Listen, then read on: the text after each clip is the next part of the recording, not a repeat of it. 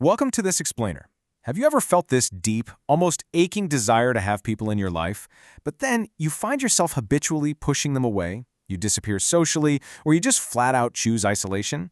It's an incredibly common psychological contradiction, but man, is it deeply confusing. Well, you're in the right place today. We're going to break down the psychology of avoidance so you can finally get a much clearer understanding of your own behavior patterns. Really ask yourself, why do I cancel plans I actually want to go to? You know the feeling.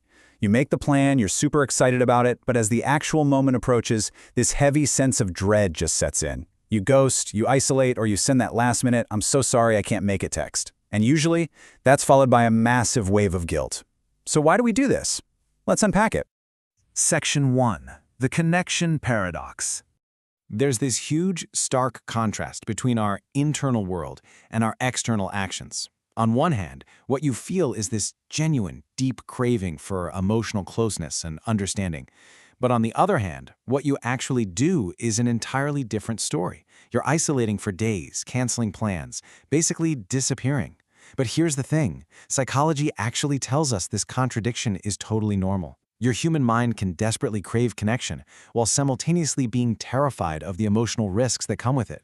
You aren't broken, you're just caught in a paradox.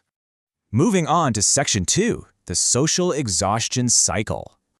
Listen, avoidance is not a personal flaw. It really doesn't mean you're inherently antisocial or cold. Avoidance is actually a self-protective mechanism. Think about it. Your brain is a highly evolved machine designed to keep you safe. And in this case, it's just trying to prevent emotional exhaustion or rejection. When we reframe avoidance as a biological, logical shield, it honestly helps drop a lot of the shame associated with it. And this protective mechanism basically operates in a loop. Step 1. A social interaction happens. But instead of just enjoying it and being present, you move immediately to Step 2, which is intense overthinking. You monitor their reactions, you worry about saying the wrong thing. And this intense mental processing leads directly into Step 3, emotional fatigue. Connecting doesn't feel energizing anymore, it feels like running a mental marathon, which logically results in Step 4, avoidance. Your brain starts associating people with stress, so it tells you to just stay away. Let's zoom in on that overthinking phase for a second, because that is really the engine of all this exhaustion. You might find yourself replaying conversations for hours after the fact. You're wondering, wait, what did they mean by that? Did I sound awkward? Or you're worrying, do they secretly dislike me? This heavy, relentless mental analysis means that even if the interaction was actually fun, it completely drains your battery. It leaves you desperately wanting isolation the very minute you get home. Which brings us to Section 3, protection from rejection. Rejection feels worse than loneliness. That's a heavy truth right there. Loneliness is undeniably painful, sure, but for an avoidant mind, rejection feels like an absolute catastrophe. So the mind makes a calculation. It actively chooses the known, familiar ache of being alone over the unpredictable, devastating risk of being ignored, misunderstood, or emotionally hurt by someone else. So the crucial takeaway here is that withdrawal equals emotional safety. By pulling back before a deeper connection can even take root, you basically guarantee that you won't be rejected. You stay lonely, yes, but psychologically, your brain feels victorious. It's successfully kept you safe from the threat of someone hurting you. It's literally a defense mechanism working exactly as intended, just with a really heavy cost. Next up is Section 4, depth over small talk. Now, this validates a lot of people who think they just hate socializing. You don't.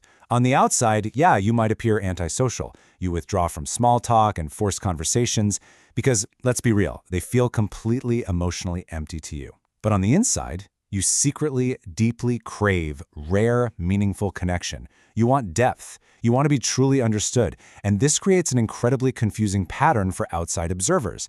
They just assume you want to be left alone, completely missing the fact that you want closeness very, very badly. Finally, let's look at Section 5, echoes of past pain. You see, the brain learns from emotional pain.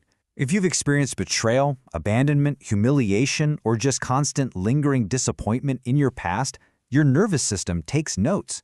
It physically and psychologically alters your behavior. It essentially learns a terrible lesson that emotional closeness is inherently dangerous. And this leads to a pretty tragic reality. You can be consciously, actively wanting relationships, but your subconscious mind is sitting right there expecting pain. Even when you find good people, even when you genuinely want to connect, your nervous system remembers the past. It makes you hesitate. It makes you pull away. It makes you emotionally disappear because it is literally trying to save you from a fire that you were burned in years ago. So I want to leave you with this final provocative thought to chew on. Are you protecting yourself, or are you just keeping yourself lonely? Understanding your own psychology is the absolute first step to changing it.